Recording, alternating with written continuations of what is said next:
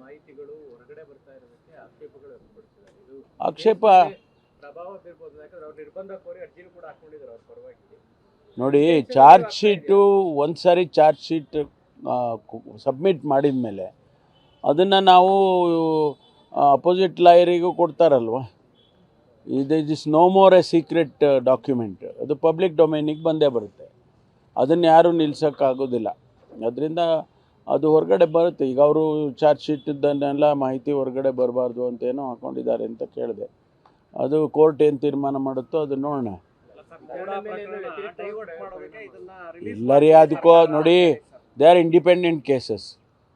ಈಗ ನೂರಾರು ಕೇಸಸ್ಸು ಈಗ ರಾಮೇಶ್ವರಂ ಬಂತಪ್ಪ, ಈಗ ಅದನ್ನು ಮುಚ್ಚಾಕಿ ರಾಮೇಶ್ವರಂ ತಂದರು ಅಂದರೆ ಆ ರೀತಿ ಏನಿಲ್ಲ, ಇಂಡಿಪೆಂಡೆಂಟಾಗಿ ಅದನ್ನು ಹ್ಯಾಂಡಲ್ ಮಾಡ್ತಾರೆ. ಏನಿಲ್ಲ, ಅದು ಡಾಕ್ಯುಮೆಂಟ್ ಮೇಲೆ ಹೋಗ್ತಾರೆ ಅವರು.